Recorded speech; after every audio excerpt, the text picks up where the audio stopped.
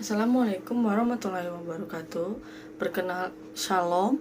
Perkenalkan, nama saya Arnes Armenia Lovazebua dari kelas 2D.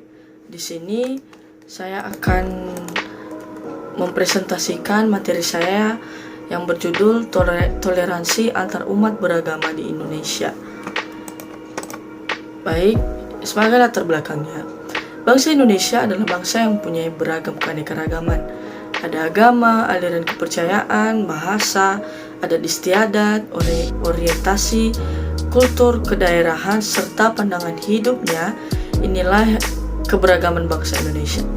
Jika diurai lebih terinci, bangsa Indonesia memiliki talenta, watak, karakter, hobi, tingkat pendidikan, warna kulit, status ekonomi, kelas sosial, pangkat, dan kedudukan. Varian keberagaman, cita-cita, perspektif, orientasi hidup, loyalitas organisasi, tingkat umur, profesi, dan bidang pekerjaan yang berbeda-beda.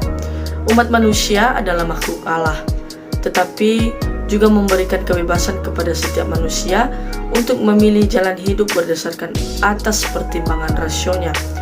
Thomas Hobbes mengatakan bahwa manusia disebut Homo homini lupus, manusia adalah serigala bagi manusia lain. Selanjutnya ada toleransi beragama. Pengertian dari toleransi ini, toleransi berasal dari bahasa Latin yaitu tolerare, yang berarti bertahan atau memikul. Menurut Kamus Umum Bahasa Indonesia, toleransi berasal dari kata toleran, yang berarti bersifat atau bersikap menenggang atau menghargai, membiarkan, dan membolehkan. Kemudian ada pendirian. Pendirian ini ada pendapat, pandangan, kepercayaan, kebiasaan, dan sebagainya yang berbeda dan atau yang bertentangan dengan pendiriannya. Toleransi adalah perilaku terbuka dan menghargai segala perbedaan yang ada dengan sesama. Toleransi juga berarti menghormati dan belajar dari orang lain, menghargai perbedaan, menjembatani kesenjangan budaya, menolak stereotip yang tidak adil sehingga tercapai kesamaan sikap, dan melarang adanya diskriminasi terhadap kelompok-kelompok yang berbeda atau tidak dapat diterima oleh mayoritas dalam satuan masyarakat. Selanjutnya ada manfaat toleransi. Yang pertama, menghindari terjadinya perpecahan. Bersikap toleran merupakan solusi agar tidak terjadi perpecahan dalam mengamalkan agama. Sikap bertoleransi harus menjadi suatu kesadaran pribadi yang selalu dibiasakan dalam wujud interaksi sosial. Yang bagian B, yang kedua maksudnya memperkokoh silaturahmi dan menerima perbedaan. Salah satu wujud dari toleransi hidup beragama adalah menjalin dan memperkokoh tali silaturahmi antar umat beragama dan menjaga hubungan yang baik dengan manusia lainnya. Pada umumnya, manusia tidak dapat menerima perbedaan antara sesamanya. Perbedaan dijadikan alasan untuk bertentangan satu sama lainnya. Kemudian ada sikap toleransi. Yang pertama, pengertian sikap toleransi. Sikap merupakan organisasi pendapat, keyakinan seseorang mengenai objek atau situasi yang relatif urgent, yang disertai adanya perasaan tertentu dan memberikan dasar kepada orang tersebut untuk membuat respon atau berperilaku dalam cara tertentu yang dipilihnya. Toleransi dalam bahasa Inggris adalah toleration dan kata kerjanya adalah tolerant. Sedangkan dalam bahasa Arab, toleransi biasa disebut dengan ihtimal tasamu, yang artinya sikap membiarkan lapang dada. Yang kedua, ada ciri-ciri sikap toleran. Bagian A, ciri-ciri sikap toleran menurut Hashim sebagai berikut, yaitu mengakui hak setiap orang, setiap manusia tentunya mempunyai kepentingan yang berbeda dalam kehidupannya.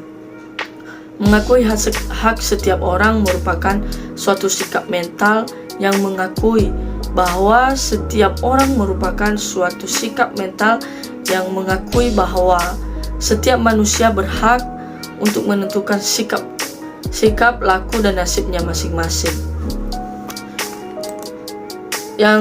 Kemudian bagian B, menghormati keyakinan orang lain.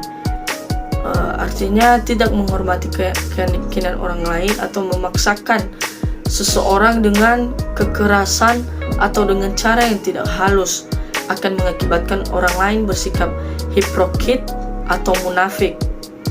Yang bagian C, agree in disagreement atau setuju dalam perbedaan.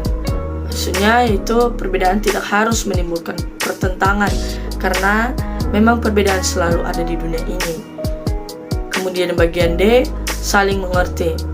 Artinya tidak akan terjadi saling menghormati antar sesama orang lain bila tidak ada saling mengerti. Saling membenci, saling berbuat pengaruh adalah salah satu akibat dari tidak adanya saling mengerti dan saling menghargai antara satu dengan yang lain. Dan yang terakhir ada bagian E, kesadaran dan kejujuran. Artinya sikap toleransi menyangkut sikap dan kesadaran batin seseorang dan kesadaran jiwa, menimbulkan kejujuran dan kepolosan sikap laku. Kemudian yang ketiga, pentingnya sikap toleran dalam kehidupan plural. Salah satu persyaratan terwujudnya masyarakat modern yang demokratis adalah terwujudnya masyarakat yang menghargai kemajemukan atau pluralitas masyarakat dan bangsa serta mewujudkannya sebagai suatu keniscayaan. Pemerintah juga mencanangkan tri kerukunan hidup beragama, yaitu kerukunan internal umat beragama, kerukunan antar umat beragama, kerukunan antar umat beragam dengan pemerintah. Dan dapat dikatakan mewujudkan kerukunan antar umat beragama merupakan usaha untuk mendorong setiap penganut konsekuen dengan agama itu, sehingga keberagamannya bukan hanya dalam bentuk pengakuan atau anutan saja, tetapi mendapat memberi nilai dan manfaat bagi dirinya dan masyarakat. Kemudian ada faktor-faktor yang mempengaruhi implementasi sikap toleransi. Nah, toleransi terjadi dan berlaku karena adanya perbedaan prinsip dan menghormati perbedaan atau prinsip orang lain tanpa mengorbankan prinsip sendiri. Dalam memantapkan kerukunan hidup umat beragama, perlu dilakukan suatu upaya-upaya yang mendorong terjadinya kerukunan hidup umat beragama secara mantap dalam bentuk yang pertama, memperkuat dasar-dasar kerukunan internal dan antar umat beragama serta antar umat beragama dengan pemerintah. Yang kedua, membangun harmoni sosial dan persatuan nasional dalam bentuk upaya mendorong dan mengarahkan seluruh umat beragama untuk hidup rukun dalam bingkai teologi dan implementasi dalam menciptakan kebersamaan dan sikap toleransi. Selanjutnya ada macam-macam sikap toleransi. Nah, toleransi mempunyai unsur-unsur yang harus ditekankan dalam mengekspresikannya terhadap orang lain. Unsur-unsur tersebut adalah ada 5. Yang pertama, memberikan kebebasan atau kemerdekaan. Yang kedua, mengakui hak setiap orang. Yang ketiga, menghormati keyakinan orang lain. Yang keempat, saling mengerti tidak akan terjadi. Saling menghormati antara sesama manusia bila mereka tidak ada saling mengerti. Dan yang terakhir, kebebasan beragama. Kemudian ada contoh kerukunan antara umat Islam dengan agama lain.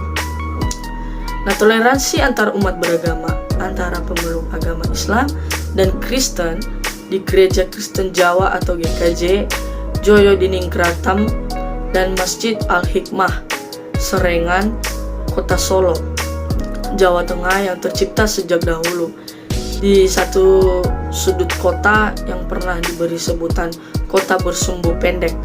Itu dua rumah ibadah dari penganut agama berbeda, berdiri kokoh berdampingan sejak 69 tahun silam.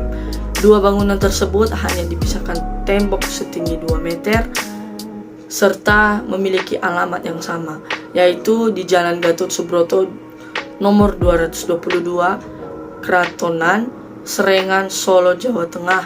Toleransi umat beragama terlihat sangat kecil.